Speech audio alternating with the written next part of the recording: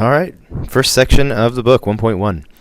I thought about not even making this video because it's properties of real numbers, and we've been doing that for so long. We've, in your entire math career, up until this point, unless somebody's talked to you about complex numbers or imaginary numbers, you've been applying properties of real numbers for your entire math career. The day you learn 1 + 1 is 2, you started down the path of properties of real numbers. But you may not have had it all laid out for you piece by piece in black and white. And I've noticed that we tend to make problems much more complicated than they need to be when there's a lot of details and a lot of steps to do. We forget about the properties of real numbers, and a lot of the confusion about algebra of a complex algebra problem comes down to, and I break it down to, the properties of real numbers. Can you multiply numbers that way? Can you switch the order of those numbers? Can you do that?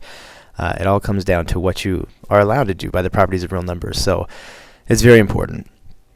So let's lay them all out there, and it would be nice to be able to reference these things as we go along. So first, I'll share one of my loves with you, which is sets. And let's say that this is the set of all numbers. Okay, and the set of all numbers has, if we set it up this way, which we're going to, two sets of numbers. Okay, we have the real and the complex numbers. Okay, and the real is bigger just because we need more room to work with it. It doesn't necessarily mean that there's more real numbers than complex numbers. It does mean that I don't know how to spell very well, but we don't care about complex numbers. That has to do with imaginary numbers, and if you don't know what those are, don't worry about it. We'll learn about it much later. So in the real numbers, we could further break it down into two sets. We have the rational and the irrational. Okay. Rational number is basically a fraction. It's an easy way to think of it. An irrational number is a number that's real, that exists, but it cannot be written as a fraction. It's impossible. Like the square root of 2, which, if it's an irrational number, one simple way to think of it is that it's just a decimal that goes on forever and doesn't repeat. And the square root of 2, this has caused a lot of heartache through history, if you believe your Greek lore. So you could take a look into that. And things like pi, and let's see, e is another one. There's lots of numbers that are not rational numbers. Okay, so this one's like 3.14, and this one's 2.718, I want to say, and they just keep on going in forever and ever and ever. And then you have irrational numbers, one that can be written as fractions, as one whole number over another, or what we call an integer over another. Okay. So we could write some rational numbers. We're going to put another set inside here. But 3/4, -7/3, 9/2, all these numbers are rational because we can write them as fractions. Okay, within the rational numbers, we have some fairly special kind of numbers. We have the integers, which are what you might call whole numbers, but they're not whole numbers. Whole numbers are actually a smaller set within the integers. Okay, our book does include in the whole numbers 0, 1, 2, 3, 4, 5, 6, 7, 8, 9, so on and so on and so on, 10, 11, 12, all the what you call counting numbers. Okay, if you're going to count things in the physical world, and you can hold them and look at them, you're going to count them as whole numbers. Integers include all the whole numbers, but also negative. So we can have 0, 1, 2, 3, 4, 5, 6, negative 3, negative 7, negative 12, negative 100, negative 1,000. Okay, so those are the negative ones. So if we work our way from the inside out, we have the whole numbers, which we like. We like to count things in whole numbers. We have integers, which we're familiar with. They're negative. We have the rational numbers, which now take two integers and divide them. And then we have numbers that you can't take two whole numbers and divide them. You have irrational numbers over here that you cannot write as fractions, basically.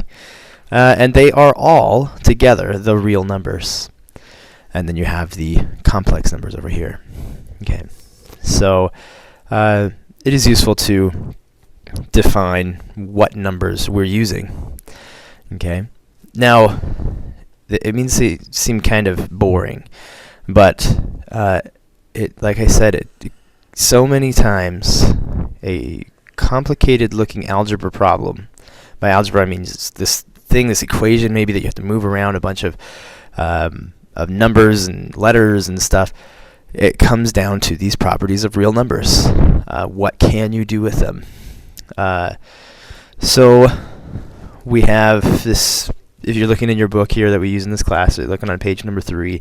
It's got this table of all these properties. There's one called closure, and for addition, that means that if you add a real number to another real number, that's another real number. It's a closed system. If I take two real numbers and I add them, I use this operator called addition, then I get another real number.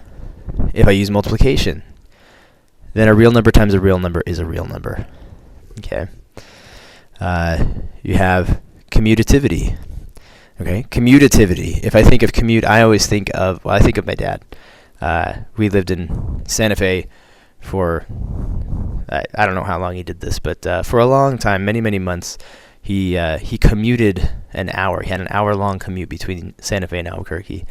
So I think of driving to your job from your house or back the other way when I think of commute. So moving. You're moving. You're going from one place to another. So the commutativity says for addition, if I add A and B, it's the same as if I add B and then A. You know, if I add B to A, it's the same as if I add A to B. Multiplication has the same property. A times B is the same as B times A. I can't tell you how many times you're looking at a complicated-looking algebra problem, and this is all you need to remember, that you can switch the order of these two things. You have associativity. When I think of this property, when I think of associating, for some reason I think of people at a big gathering, a party or something, and you're holding some soda in your hand or something, and you're talking to somebody, and then you turn around and you talk to somebody else. And then they talk to somebody else. That's associating with different people. So in addition, if I add A and B, so A and B are talking to each other, and then we add on C, it's the same as if, if A were by themselves and B turned around and started talking to C. Okay, that's a little bit silly sounding, but it's just that it's that associative piece. It's not that they're moving, they're not going anywhere. B is just now interacting with C. It was interacting with A first, but now B turns around and it's talking to C now, before that. So if you add A and B first and then add C, it's the same as if you added B and C first and then added A onto that. It's all the same. Same with multiplication. If I multiply A and B first and then multiply by C, then it's the same as A times B times C. B times C first and then A. Okay.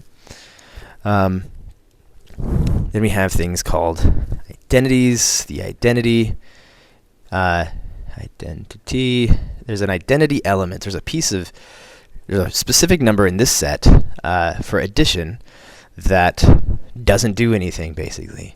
If I add a 0, 0 is it. That is the identity. It doesn't do anything. What's the identity of multiplication? What doesn't do anything in multiplication? That's the number we call 1. A times 1 is A. And of course, A times 1 is A, and 1 times A is A, and so on. That's kind of silly. So the inverse in multiplication or division, multiplication or addition, is that element that takes a letter and turns it into the identity. So A minus A is 0, and strictly speaking, it's, let's just take this back.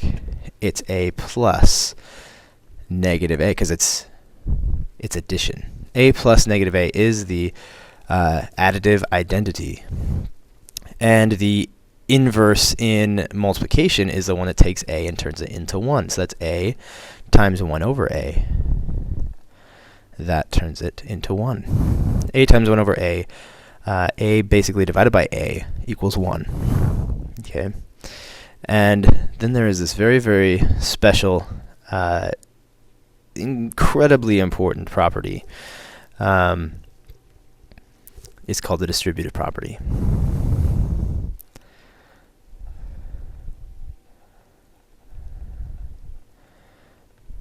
It's the crux of so many proofs and other properties of math.